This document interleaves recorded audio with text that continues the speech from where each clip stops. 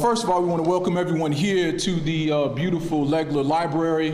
For those of you who don't know, this place just underwent a major renovation, and the luck of that, we were able to keep our beautiful Wonder and Knowledge painting that was commissioned some years ago, and actually has a much greater monetary value than most paintings that you find in the average library on the west side of Chicago. So we're definitely thankful to the mayor and her administration for bringing us this great and beautiful facility. But the reason that we are here today is something that has truly plagued not only this community, but many communities throughout our city, where we find the scourge of narcotics and heroin trafficking that has put a dangerous mark in our community. When I think about the library, I think about Melody School across the street, and I think about the children that have had to endure the challenges faced with this fentanyl-laced heroin. And as a personal story, I think about this in my own way, because I recently lost a family member to an overdose of fentanyl-laced heroin. So this has taken an additional personal meaning on to me as well. And so I'm just elated in working with not only the community, but the police department and the mayor's office and our government officials, been able to put away one of the most challenging locations that I've ever endured in my 25 years of living in the Garfield Park community.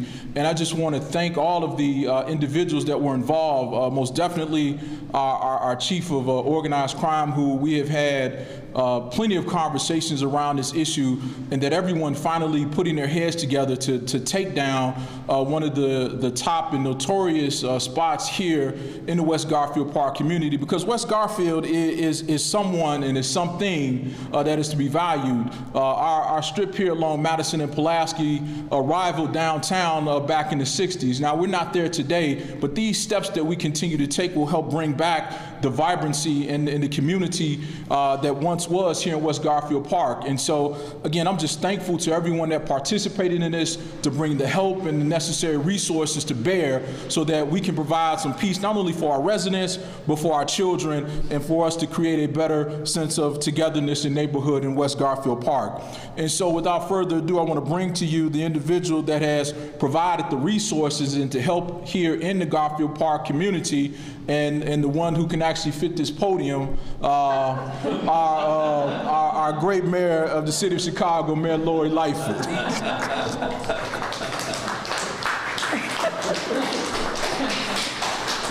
You made me laugh, Jason. I have to tell the story since he teed it up. I think it was our first summer, and we were celebrating some pedestrian safety enhancements here on the west side. And Alderman steps up and he's just like, what is this thing? How am I supposed to stand in front of this podium? So yes, this is my podium, sir. Good afternoon, everyone. It's always a pleasure to be on the west side. Last week, CPD conducted a takedown that led to the arrest of several members and associates of a street gang conspiring to distribute heroin and cocaine, 10 of whom are facing federal charges.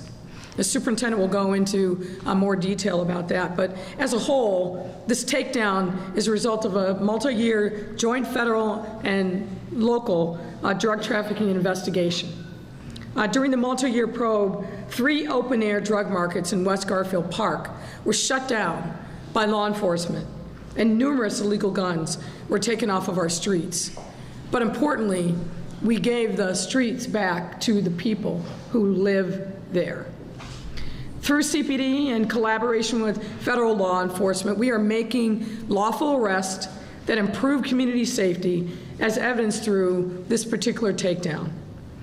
But as I've said numerous times, we as a city have to take not just a whole of government approach to community safety, but truly a whole of city approach as well. That means we can't just arrest our way out of this problem. While we have to hold violent, dangerous people accountable, we have to make sure that public safety is something that involves the community, that the community is empowered. We can't rely just on violence reduction strategies, economic development, or social services alone. It takes everything, every tool in our toolkit to make sure that we're actually making meaningful progress on public safety. The complicated challenge of community safety requires, of course, holding violent, dangerous people accountable and working with the community to answer a simple but important question. What do you need to feel safe? Now that these individuals have been detained, we must step in to further support the community with positive resources to make it that much safer. We've got to step up and fill a void. Through the Community Safety Coordination Center, our CSCC, we are doing just that, and I'll explain more in a moment. The CSCC, as you may recall, is something that we launched last August, and it borrows pages from COVID, mobilizes resources from multiple city departments who work together, literally physically in the same space, to increase safety and in the communities most impacted by violence. But importantly, follows the lead of community leaders and organizations who have been fighting this fight on the ground day in and day out for decades. And it takes a necessary, first of its kind, non-law enforcement approach to protecting our communities. Now, in the aftermath of last week's takedown, CPD contacted the CSCC for support. The CSCC then sprung into action and coordinated across multiple departments to support the needs of residents and others.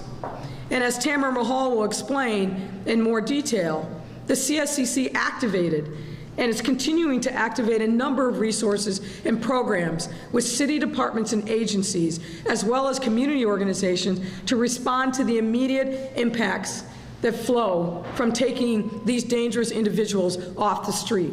And again, being here to support the community. This takedown and the CSCC's response is a prime example of what we call our whole of city approach, and what that looks like. Not only do we need to ensure that we address the conditions that create the violence and hold people accountable, but we must also work with the community to build and maintain spaces for safety. And the maintenance of those spaces is critically important. It can't just be that the police department comes and does a takedown and sweeps people off the street, and then we leave the community to fend for itself.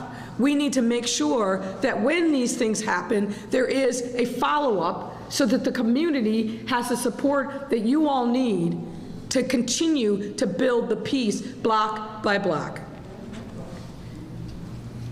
But what we must do, as I said, is work with the community. It was important to me to be here today because since 2019, we, as a city government, have been laser focused on uplifting what we call the Pulaski Corridor, from Lake Street on the north to the expressway on the south. And time and again, residents here told us that people would come, they'd say what they'd say, but they never stayed. They never sustained the focus. We meant to change that around forever.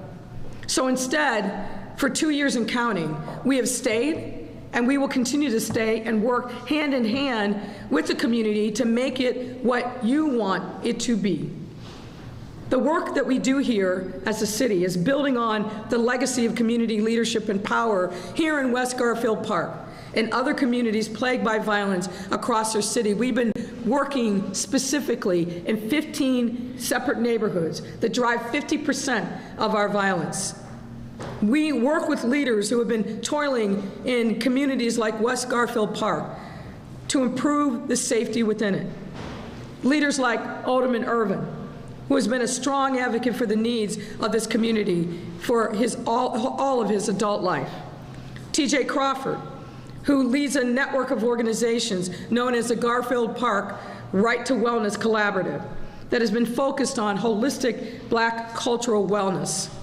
Reverend Marshall Hatch of Pilgrim Baptist Church, who's been a pillar in the West Side for decades, and his son, Marshall Hatch Jr., who carries the torch through Alpha Redemption Project that gives a way home for young men, middle-aged men who are returning residents so that they have a place to be and an anchor to hold on to so they don't feel the need to reoffend. These leaders also include Eric Davis and his team at the base, our My Shy, My Future anchor organization, which has been bringing joy through sports to this community for years. I got to give a shout out to Principal Tiffany Tillman, who's made Melody Elementary a sanctuary in this community. Our Park District leaders at the Golden Dome, who also run programs at the Garfield Park Community Plaza and Roller Rink. And of course, we've got to thank the community, parents, and community members like Dexter, who continues to make his voice heard and has consistently amplified the concerns of his neighbors and countless others. Ladies and gentlemen, these are people and organizations who stood up and said, this is not someone else's problem, this is our problem. We own this, and we are going to do everything we can through blood, sweat, and tears and collaboration to solve this problem ourselves. To be clear, community safety, everyone has a role to play. Every single person, every single one of us all across our city. Together, united as one, we can make, and we are making great impacts, like the one made by this takedown, which will have ripple effects for days and months to come. We are planting the seeds for peace. We need to continue to tend our crop. The steps we are taking now predate today, of course. It takes months and years to develop and execute a takedown like the one that happened last week. And that work will continue beyond tomorrow. I mentioned earlier, Tamara and Dr. Artie will go into detail more shortly, but massive takedowns like this are disruptive. In this community, disrupting the sale and distribution has had an immediate impact on the community. That impact requires us to keep mobilizing to address the increased needs of those addicted to drugs who come here in search of their next fix, and to work with the community to move into the spaces and gaps created by the removal and the disruption. We need to make sure that we continue to invest in this community, which is today $150 million investment that we've made to support young people across our city. Many of those dollars are ending up right here in this West Garfield Park community. One thing that I also want to address is this, particularly in light of the circumstances of this week and last night. We hear all the time from folks, our young people don't have enough to do. And I just have to say I have to push back on that ever so slightly. Because every single day, all across our city, there are literally hundreds of activities for young people. The issue is making sure that those young people get connected up, that their parent or guardian or caring adult in their life know where to look, how to access the resources. That's why we launched earlier this week a new app that you can load on your phone. It's called My Shy, My Future app. If you go to your app store, I see some folks taking out their phones and doing it right now, thank you. What you can see is once you download it, you put in your name, you put in your interests, you put in your zip code, and you're going to immediately see hundreds of activities right here in West Garfield Park or wherever it is that you hope to go to. So young people can pursue their interest. Whether it's 3D printing, whether it's drumming, making beats, photography, dance, other kinds of arts and culture, there's no reason why our young people can't be connected to positive, productive activities, and more to come over the course of this summer. It's easy sometimes to forget that the vast majority of our young people are beautiful, are smart, and innovative. Nothing that's happened in this last week changes that truth. But we do have some young people who are clearly lost, who don't understand respect for themselves and don't understand respect for others, persons, and property. And we've got to hold them accountable. and hope that those that want to come home, that want an off-ramp, that they're going to take advantage of that opportunity. So, folks, we've got to hold our young people just that much closer. We've got to show them positive behavior. We've got to show them what values look like. We've got to make sure that they understand that coming with values is accountability. But we can't lose sight of the fact that the vast majority of our young people are doing incredibly well, living great lives, fully supported, and are leading our city in magnificent ways. Let's not forget that. We see that happening every single time we come to Legler Library. We see it when we're across the street at Melody School. So let's not lose sight of that, even in our anger, frustration, and despair. And to the residents of Garfield Park, I want you to be clear, and I think you know this because I'm here quite frequently. We stand with you. We support you. And we want you to be able to live your best life, to have a vibrant, rich community that you do have, but to have that community without the fear of violence, without the fear and dysfunction that addiction brings to communities. So we've got to continue to roll up our sleeves and fight that fight. And I want you to know that we are on this journey with you every step of the way. So it's now my pleasure to ask Superintendent Brown to come to the podium and talk a little bit more about what happened and what we're going to be continuing to do. And before I yield the floor, though, let me say, I want to say to the exempt members that are here, the commanders, the captains, lieutenants, you are fighting this fight for West Side residents, and you're doing an incredible job. Area 4 is leading our city. The reductions that we've seen in shootings and homicides on your watch, the way that you are fighting every single day to keep this community safe, I want to commend you. We don't give you enough thanks, and we should, because I know the sacrifices that you make every single day. Know that that work, your work, is redounding to the benefit of this community. Keep fighting for them, and we'll keep fighting for you. Thank you. Superintendent.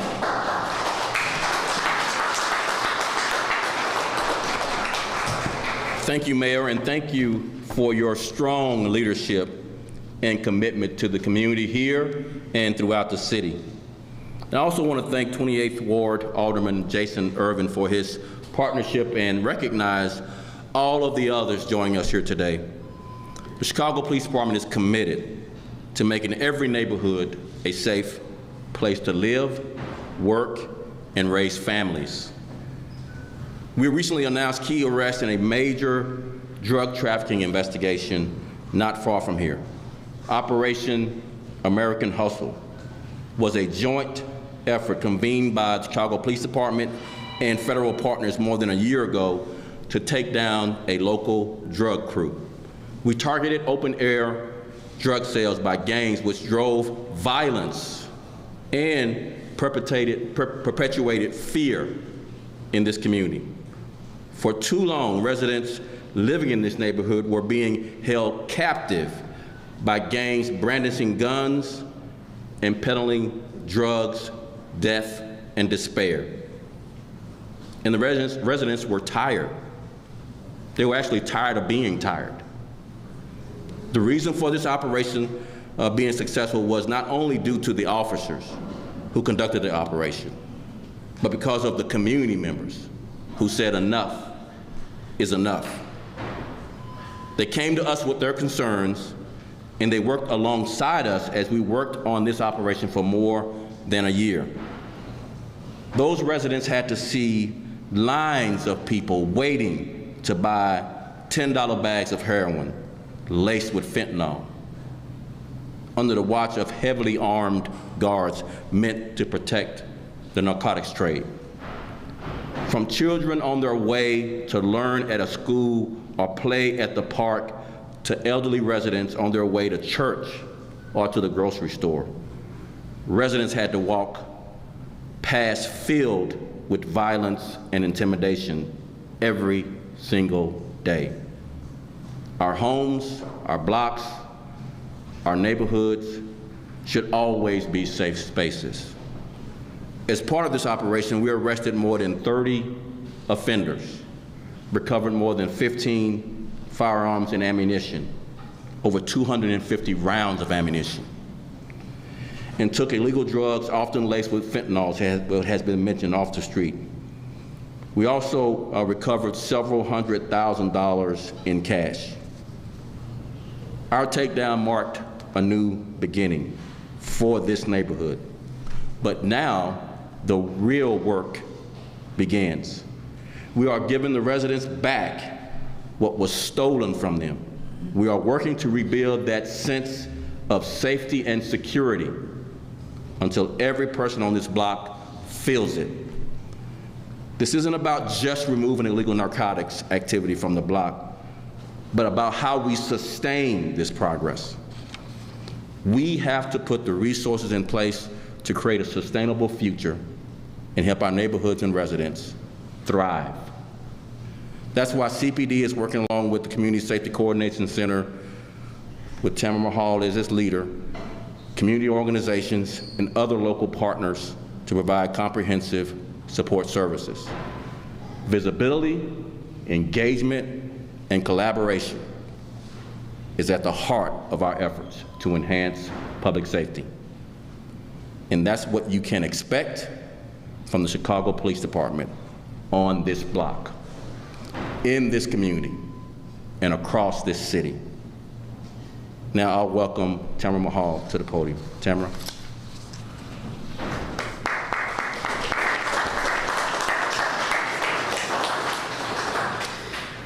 Thank you, Superintendent. When we activated the Community Safety Coordination Center under Mayor Lightfoot, she had the vision to understand that we needed to implement a community-driven, evidence-based, whole-of-government approach that would really come to back community and the strategies that they identified were most likely to reduce violence. And in doing that, we knew that we were going to have to engage deeply to understand the long-term and sustainable investments that would be needed to address the root causes of violence, but that we would also need to be positioned to rapidly respond when new and evolving issues or concerns came up to ensure that our city departments and agencies could work together to address communities' needs.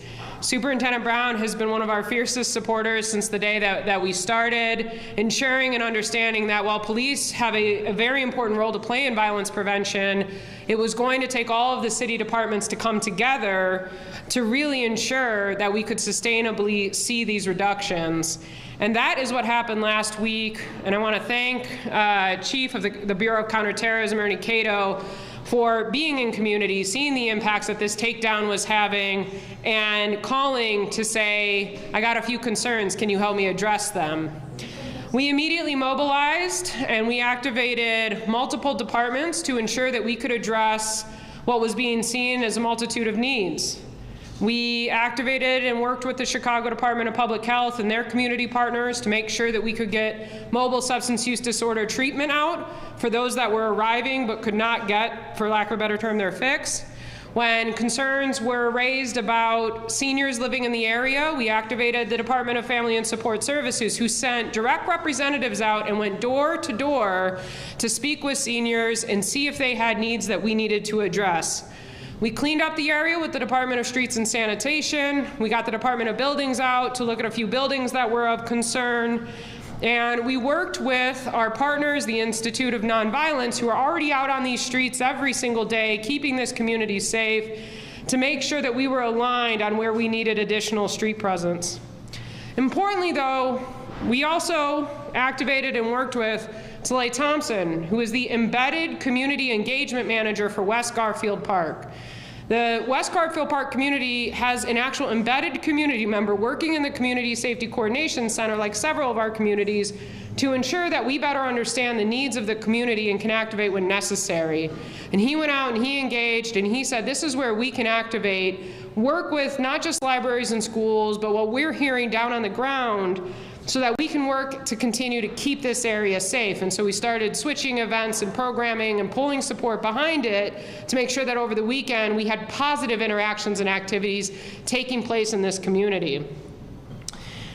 I want to say that this was one of our rapid responses, but we are here. We are deeply working with the West Garfield Park community and other communities, not just in Area 4, but as the mayor mentioned, across our 15 priority communities, and that this is the type of work and collaboration that we need to make sure that the city is well positioned to do our job, which is to serve you, the community. I want to now pass it to Dr. Arwoody to provide some more details and examples of how the Chicago Department of Public Health rapidly activated to be able to support the community as well. Thank you.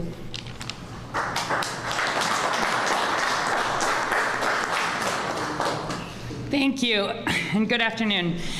You're used to seeing me talk a lot about COVID, but one of the really good things that has come from COVID is that the Chicago Department of Public Health, under Mayor Lightfoot, has had a lot more resources to work on behavioral health interventions, get mental health resources to more people, build violence prevention work, and importantly for today, invest in substance use prevention and treatment.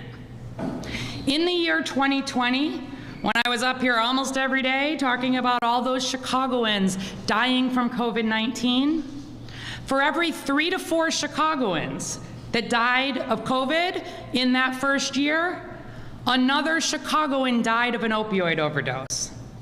Every year in recent years in this city, more Chicagoans die of fatal opioid overdoses than die of homicides and car crashes combined. And so as a health department, you think this is a priority? It is. And in fact, opioid overdoses are the number 5 cause of our racial life expectancy gap. Opioid overdoses land in every part of this city, but they land especially hard on predominantly black communities and especially hard on the West Side. The Chicago Department of Public Health got a grant from the CDC called Overdose Data to Action. I love this grant because this is what my department is good at. It's what we did during COVID. The last time I was at Legler Library was for the monthly meeting that we have where epidemiologists come together with about 40 different organizations here on the West Side working on opioid overdose and substance use treatment. And we get together and we look and see exactly where are these overdoses happening. How can we work together to adjust the hours and the outreach and the vans? Where are we hearing concerns and how do we together listen and adjust resources and then look to see if it's working? We also have worked on harm reduction. And if you don't know what harm reduction means, it's recognizing that you cannot talk about opioids, about narcotics, and about the essential work that the CPD and our law enforcement partners do on the supply side without talking about the demand side, without talking about the thousands of Chicagoans with ongoing substance use disorder and the risk to their health, because this is also a health problem. So at Legler Library, just as many libraries around Chicago, clinics, we've been working to make medications like Naloxone available, or Narcan as you might know it. It's right downstairs. You walk in the front door of the library, pick this up, you spray this up somebody's nose if they've had an opioid overdose, and it saves their life. Making this kind of medication available, getting the stigma away from it, is part of solving this problem. But also making sure people with opioid use disorder or addiction get connected to long-term treatment. Just yesterday, we announced a new hotline. You might say, hotlines, is that really doing anything?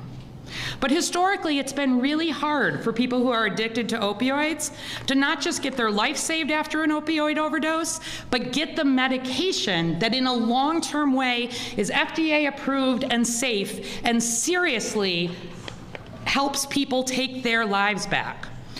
833-234-6343. It's the Illinois helpline for opioids. That hasn't changed. But what's new is now if you call it and you live in Chicago, can hook you up on the spot with family guidance centers over the phone, get you the medication, make sure you're getting the transportation to the pharmacy if you need it, get you started on medication even that day. It is important when we talk about this problem that we talk about the law enforcement pieces and we talk about treatment. We're committed to this community, to continuing to work with the partners and continuing to work with law enforcement. We've been working on the narcotics arrest diversion program, where if people are arrested with a small amount of an opioid, instead of going into the criminal justice system, they can choose to go to treatment. And we see a decrease in rearrests after that. Lots of things to work on together, and I'm really pleased that under Mayor Lightfoot and as part of the Community Safety Coordination Center, we are taking that health approach along with the law enforcement approach. And with that, I'm pleased to bring up Dexter Leggin.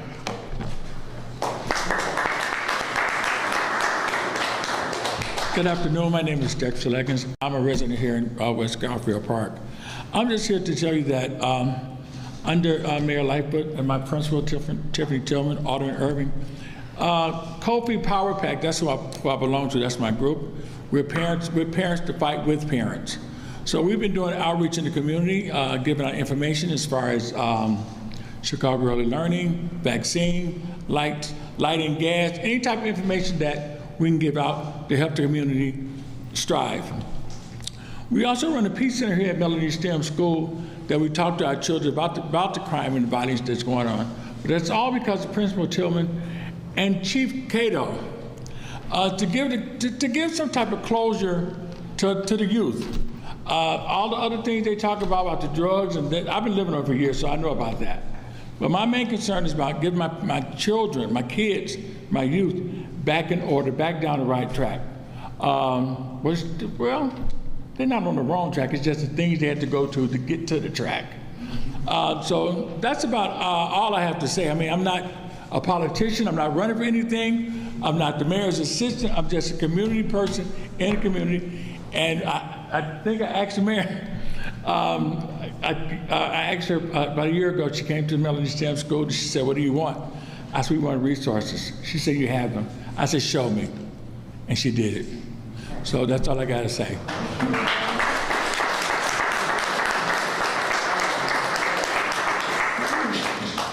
So we're happy to take any questions. Thanks a lot, Mayor. Members of the media, I'll pass the mic around. 2 questions per reporters. We'll kick it off with Mariano Giles from Univision. Hello, Mayor. There are a lot of parents that are really worried about this situation in downtown. A lot of them are asking, I mean, with more police presence, should they have the talk with their kids if they are Black or Latino, given the situations in the past and the maybe awful relationship between some youth and the Chicago Police Department? Look, first and foremost, what happened last night at Chicago and State is a horrible tragedy. 2 young people lost their lives for no good reason. You know, look, teenagers have been fussing and fighting probably since the beginning of time. The difference now is too many of them have guns. Right. And that's exactly what happened last night. The investigation is still going on. We don't know the specifics, but the broad outlines are exactly that. So what I would say is a couple things. And I say this not just as a mayor, but as a parent myself. When I was a kid, my parents always knew where I was. They always did. And I knew they knew that. And I knew they knew that who I was with, and that if I acted out, there was going to be consequences when I got home. And what we saw last Saturday night, and unfortunately I'm fairly certain when all the dust is cleared about last night, what we're going to find is kids who are just out on the street with no adult supervision. Maybe somebody knew where they were, maybe they didn't, but that is the thing that has got to stop. We see too many young people coming downtown, going to other neighborhoods, with no one knowing who they are, no adult supervision, and then you add a gun to the mix. I've said this now multiple times this week, and I will say it again. There are many young people that I've sat with who tell me that they feel like they need a gun to feel safe. Frankly, that's a horrible indictment on our failings as adults. But what I'll also say is this: you will not be safe if you carry a gun. You won't, because you have a ticking time bomb in your hand, in your purse, in your pocket. And if you carry a gun, invariably something tragic is going to happen. To you, we see a lot of young people who shoot themselves accidentally because they don't know how to carry a firearm properly and it's not in a holster. But also what we see over time is young people shooting each other without any regard for the consequences. I think about the young man who shot last night, who's now in custody, whose life is now taking on a completely different trajectory because in a moment of foolishness and haste, he settled a verbal altercation with a firearm. So what I will say is, parents, you gotta know where your kids are. This is your responsibility first and foremost. Now we're gonna do our part, but parents, guardians, and the caring adults in these children's lives, they must absolutely step up. We will never solve this problem without that first line of defense. We won't. So we've got to make sure that we are continuing to talk, continue to educate, and make sure that we are holding the parents accountable as well. Be accountable for your children. Be accountable to our city to make sure that your children are doing what needs to be done, which is to be respectful, to value and respect themselves, and to respect other people's persons, property, and lives. We can't say that enough. And then what we've got to do is continue to work with CPS, the other school districts in the city, parent associations, to get the guns out of these children's hands. And then, of course, what we also must do is lean into law enforcement here locally and with our federal partners. And we've got to do everything we can to stop the flow of guns into the city. That is literally what is killing us. Too many illegal guns readily accessible now to children. Mayor, on the other hand, I've heard that Governor Pritzker hasn't called you to ask you about this incident. Can you confirm if that hasn't happened, and can you elaborate on the disconnect? Well, look, I think the most important thing is for us to focus on what we're doing. The investigation needs to continue, and we need to keep focusing on making sure that we're taking care of our business here in Chicago. I'm confident I will hear from the governor. Chris Coffey, NBC. Hi, Mayor. Earlier today, Superintendent Brown mentioned the importance of the fixed posts and the roving posts. Do you have any other messages for the residents and the people who work downtown who might be feeling very uneasy right about now? Well, we're looking at a number of different things. I think the fixed posts are critically important. As I understand it, there were some roving posts, and the officers were very close last night, which is how they were able to apprehend the shooter so quickly. But we've got to have, and my direction to the superintendent is, we've got to have a fixed post at that corner, Chicago and State, and we've got to have a fixed post inside of that CTA red line. Because what we're seeing is, when something happens on the street, they run into the subway. And either, I want these young people, if they're coming downtown, I want them to be safe, I want them to enjoy themselves, but I want them to also see very visible police presence. That's important, and that will have a deterrent effect. Regardless of whether you live downtown, whether you're a visitor, whether you're a commuter, everybody has a right to feel safe throughout our city, and downtown is no different. So we're going to be continuing to engage with residents there, business owners, I should say, to talk about other things that we can do to help that community answer the question that I posed before: what do you need to feel safe? But first and foremost, police presence, visible police presence, has to be at the top of the list. Thank you, Mayor. One more question for my colleague, Charlie. Are you disappointed that the council postponed the casino vote until next week? Say, is that a question? Are you disappointed about the? No. We knew that. We feel very confident that we have the votes to make sure that this gets over the hurdle, but a number of members said that they wanted to take a little bit more time to read the documents and to use today as a subject matter hearing. We have to make sure that they're comfortable, that they've got all the information they need. This is a very big decision that the City Council, all 50 of them have to make, and we want to make sure that we're responsive to what they've said, which is, can you give us a little more time over the weekend so we can read the document and use today as an opportunity to ask more questions. We've done countless engagements. We've done a lot of briefings, again, yet this week, to make sure that we explain what the documents were, the content, and then obviously to be ready and available to answer any questions. So I think it's a good thing that the council has this additional opportunity, but I'm anxious, obviously, to get a vote, and here's why. As you know, the casino revenues are going to shore up our police and fire pensions. The City Council vote is not the end of the journey. It's an important milestone, to be sure, but it's not the end of the journey. We still have to present this to the Plan Commission and get through some other regulatory hoops here in the city, and then it will go to the Illinois Gaming Board. So I'm anxious to get a temporary casino up and running as quickly as we possibly can so the revenues start to flow to our city. This is mission critical for us, and as we're planning for our FY23 budget, to know what our revenue streams are going to be, so we don't have to go to the taxpayers, if at all possible, to say we need more from you. So we know that the temporary casino will be up and running in 23. That's going to save tax dollars for the taxpayers of the city. So there is a sense of urgency around this. Thanks, Mayor. Chris Ty, CBS. Mayor, a question for you about the McDonald's that's operating there at Chicago and State, where this happened last night or just outside of it.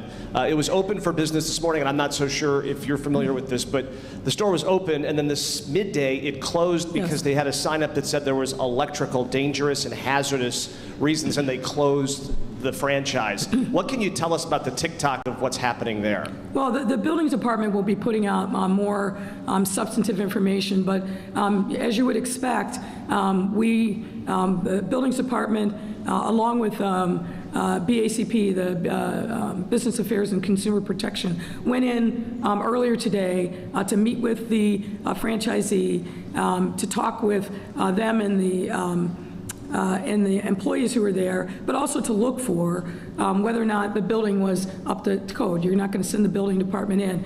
As I understand it, they found some pretty serious electrical issues that have to be fixed, and some other issues along the way. So this is very standard fare. They put a close order on. That McDonald's will have to come back into compliance before it can reopen.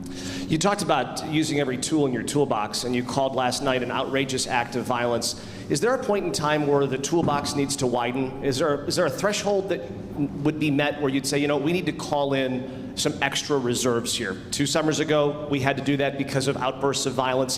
What would have to happen for that to occur again and say, the tools in our toolbox that we have at present are insufficient? I assume what you're asking, without saying it directly, is are we going to call in the National Guards? I don't see any reason for that. And here's the thing that, again, I've said this multiple times, and I think it's really, really important to emphasize.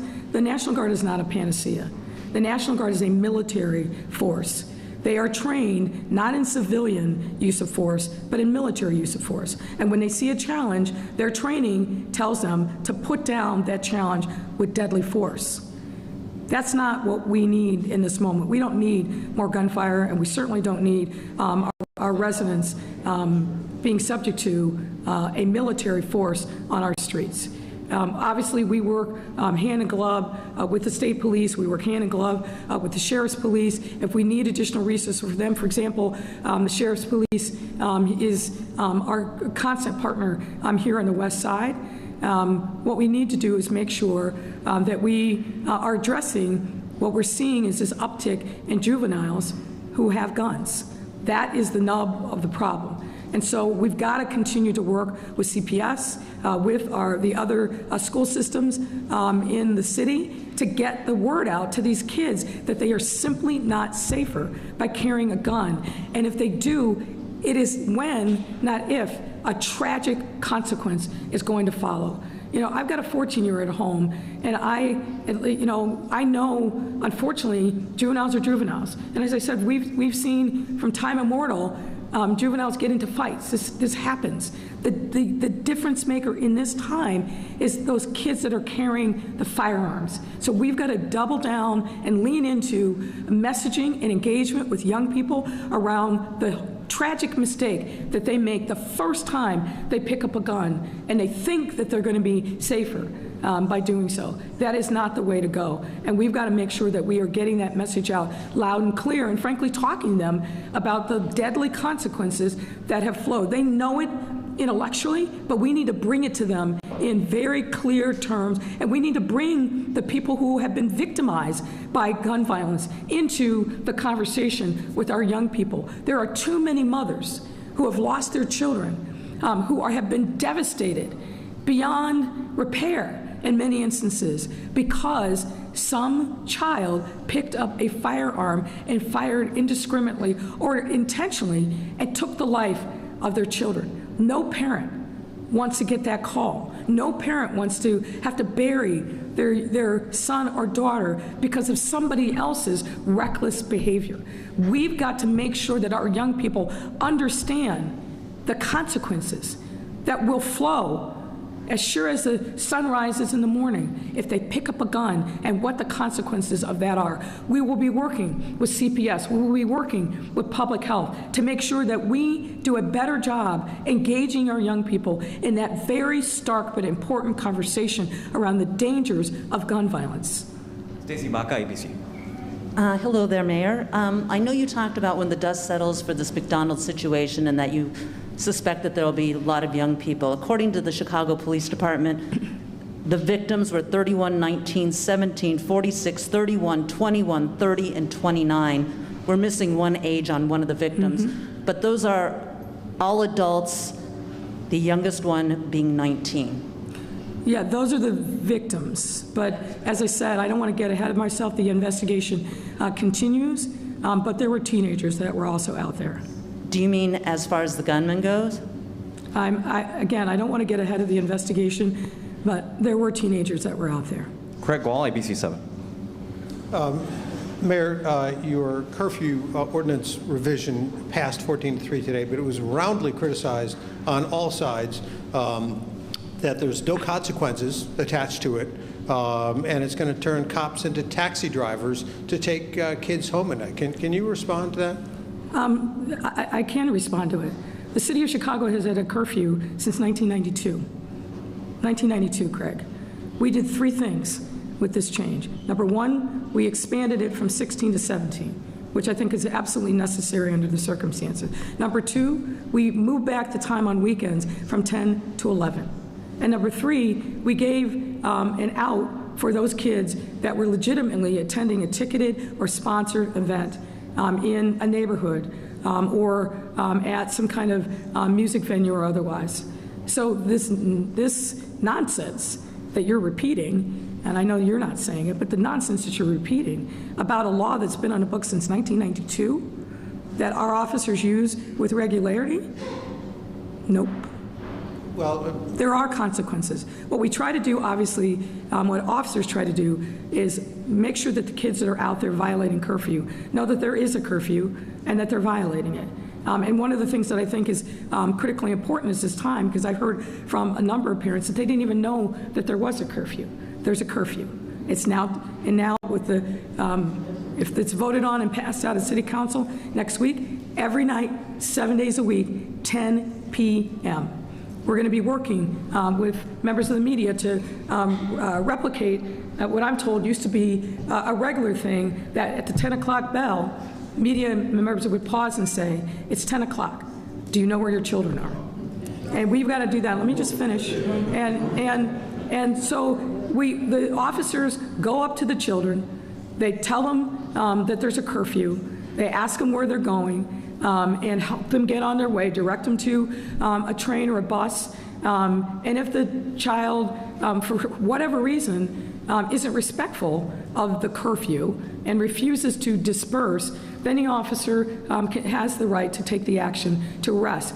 What I understand from having talked to many officers about this issue is that most of these young people are responsive and that they will follow the law and they'll go home. I can hear you behind me, so come on up and talk about this. But the suggestion that there's no consequences, I mean, we had this conversation the other day, Craig. The goal is not to have paddy wagons roll up and take off all of these young people.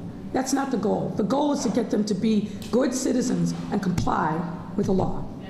Yeah, there's been quite a bit of focus, just to piggyback on what the mayor says, on the low numbers of curfews, arrests that we've made. But the point is, most young people comply when they're interacting with a police officer past curfew. They call their mom, they come pick up, or they get on the CTA and take a ride home.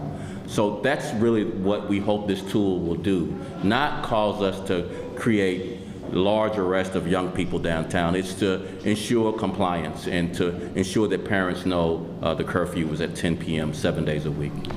I guess just a follow-up, Mayor, if we could, is there going to be a directive to police to start, taking a lot more curfew enforcement? And there's some concern from some aldermen that, this is going to take officers from the districts, bring them downtown on curfew patrol, and create a public safety issue in other areas. No. That's just absolutely not correct. It's not a curfew for just downtown. It has citywide application. Our officers are on a regular basis enforcing curfew in every district in our city. So that's also nonsense. Pardon me? So there was one arrest, but there are a lot of contacts that officers have every single day with residents. Millions of contacts every year, Craig, every year. So I don't want us to be locking up these young people and giving them an arrest record. What benefit is that? But we want to have clear lines so that our young people know what the law is. We're working with CPS and the other school districts to make sure that they are also educating the young people in their charge to understand what the law is and what the consequences are. So our goal isn't to have mass arrests of young people. And sorry, that's not the goal. The goal is to make sure that our young people know what the rules are and that they become law-abiding and follow those rules without having any kind of other incident. And that happens every single day. I'm looking at the officers who are standing behind me, and they're all nodding their head yes, because they know it. They're out there on the street all across our city every single day. This is not something new, but this is giving us a bright line to use in the event that we need to be aggressive in enforcing it. My hope is that they'll continue to do what they've done, which is how they're trained to educate, ask for dispersal, and as I said, and you heard from the superintendent, the vast majority of young people comply. Brian, The Voice. Good afternoon, Your Honor. We've recently gotten reports of at least 3 shootings from other states at graduation ceremonies, and this is now a time for celebrations at people's homes, from celebrations and proms, and it's the start of the city's festival season. For safety's sake, what recommendations do you have for people celebrating at home in their own neighborhoods to remain safe? Don't carry a damn gun to a celebration. It's pretty straightforward. Don't carry a gun. You're going with friends and family to celebrate an accomplishment? What do you need a gun for? Don't pick up one. It's real straightforward. Don't do it. Not at private parties, not at public parties, not anywhere do you need to take a gun to a gathering or celebration. When we host, for example, large-scale events, as we'll do many over the course of Memorial Day weekend, we plan months in advance to make sure that there's security. I just attended a briefing and a tabletop exercise the other day in preparation for Memorial Day. We had 50 people in the room. as there has been for weeks and weeks and weeks.